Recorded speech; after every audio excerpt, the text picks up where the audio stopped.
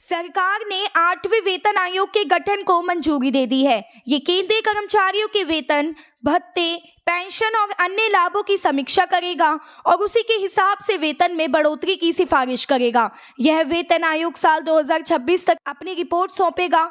8वें वेतन आयोग के गठन को मंजूरी पीएम मोदी की अगुवाई में हुई कैबिनेट की मीटिंग में दी। आइए जानते हैं कि वेतन आयोग क्या होता है, इसका गठन कैसे होता है और किन केंद्रीय कर्मचारियों को इसका लाभ मिलता है। वेतन आयोग असल में एक हाई लेवल कमेटी है। इसका गठन केंद्र सरकार करती है। सबसे हालिया वेतन आयोग 2014 में गठित हुआ और इसकी सिफारिशें 2016 में लागू हुई थी। वेतन आयोग का मकसद ये तय करना है कि आर्थिक परिस्थितियों के हिसाब से कर्मचारियों को सम्मान से जीने लायक उचित वेतन मिले। यह सरकारी कर्मचारियों के आर्थिक कल्याण के लिए सुधारों की सिफारिश करता है। इसमें कर्मचारी कल्याण की नीतियां, पेंशन, भत्ते और अन्य लाभ शामिल होते हैं। वेतन आयोग का गठन आमतौर पर हर 10 साल में एक बार किया जाता है। हालांकि ये जरूरी बंदिश नहीं है। सरकार आर्थिक पहलुओं को ध्यान में रखकर इसका गठन 10 साल से पहले या बाद में भी कर सकती है। इसका गठन जरूरत के मुताबिक किसी भी सरकार के कार्यकाल में किया जा सकता है। इसका प्रमुख कोई न्यायाधीश या अन्य उच्च पदस्थ अधिकारी हो सकता है। इसके अन्य सदस्य वेतन, वित्त, अर्थशास्त्र, मानव संसाधन प्रबंधन जैसे क्षेत्रों के विशेषज्ञ होते हैं।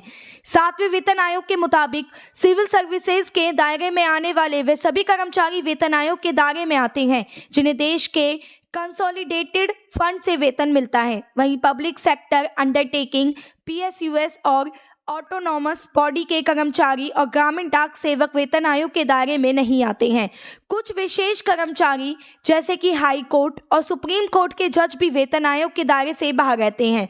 इनके वेतन और भत्ते अलग नियम और कानून के तहत तय होते हैं। वेतन आयोग कर्मचारियों के वेतन में बढ़ोतरी के लिए कई पहलुओं पर गौर करता है। इनमें महंगाई और देश की वित्तीय स्थिति पर ज्यादा फोकस रहता है। वेतन आयोग महंगाई दर पर अधिक गौर करता है कि उसमें कितनी वृद्धि हुई है और उसका कर्मचारियों की जीवन शैली पर क्या प्रभाव पड़ा है। वह उसी हिसाब से अपनी सिफारिश देता है। सरकार देश की वित्तीय स्थिति पर भी विचार करता है। अगर इकोनॉमी अच्छी हालत में है तो वेतन में ज्यादा अच्छी वृद्धि होने की गुंजाइश रहती है। वेतन आयोग कर्मचारियों की कामकाजी प्रदर्शन को भी ध्यान में रखता है।